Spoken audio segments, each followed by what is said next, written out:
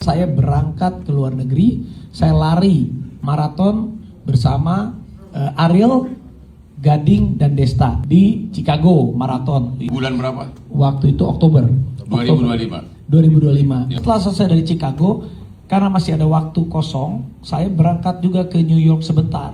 Saya mempromosikan teman-teman yang punya usaha di New York.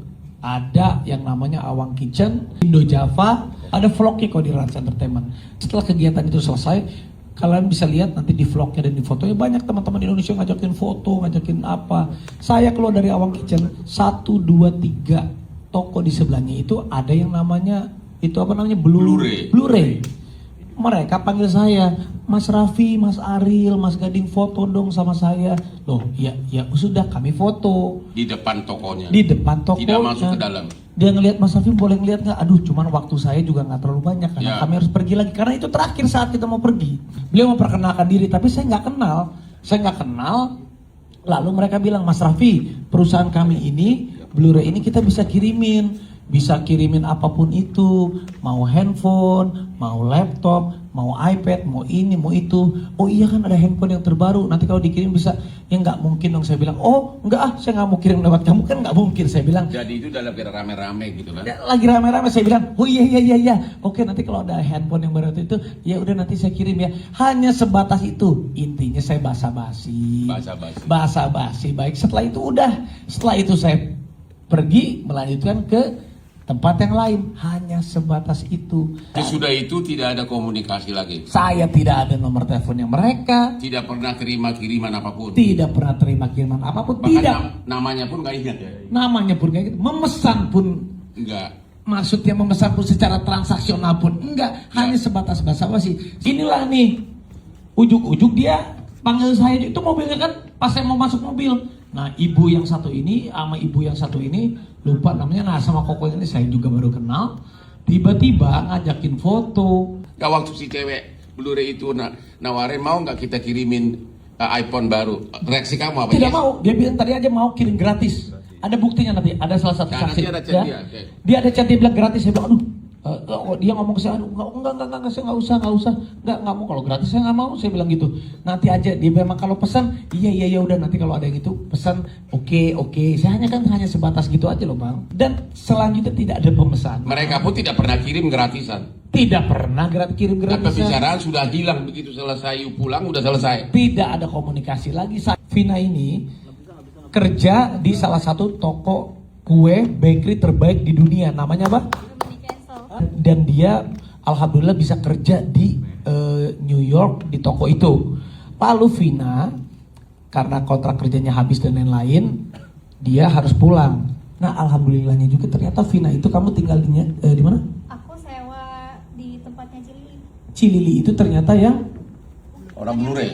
Bukan yang punya, dia cuman nyalurin sewa-sewa. yang ada foto sama aku itu. Iya.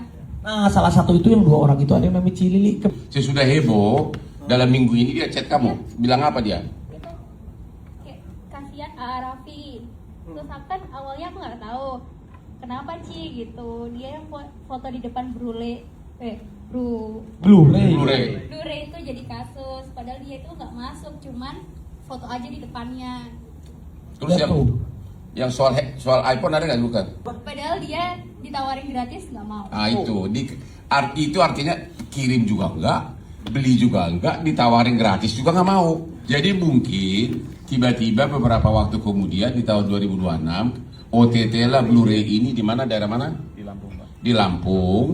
Dan mungkin ada chattingan antara orang-orang intern mereka di sini dengan biro jasa untuk meyakinkan biro jasa yang mengurus import. Nanti ada loh pesanan dari Raffi di sana katanya. Itu pun orang yang di Indonesia namanya Johannes. Itulah yang bikin heboh. Dia ngomong karena chattingnya dia mungkin dibongkar sama penyidik.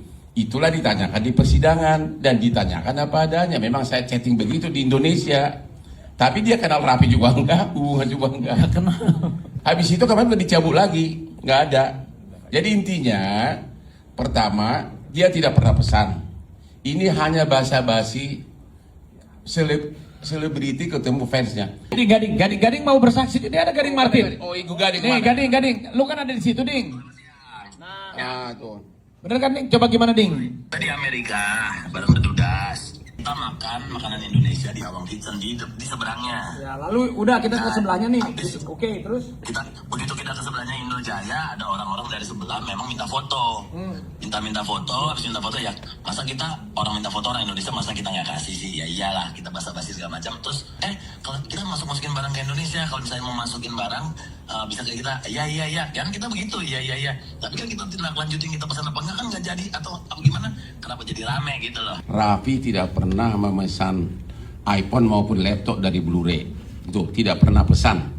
Kedua, Raffi kenal aja enggak siapa itu Blu-ray. Ya, hanya kebetulan berkunjung ke restoran Awang Kitchen di Amerika, di sampingnya ada Blu-ray.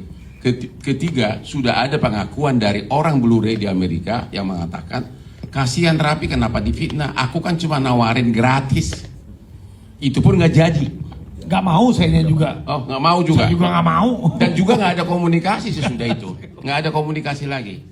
Jadi benar-benar satu handphone pun tidak pernah pesan, minta juga enggak, dikirim juga enggak. Total nol.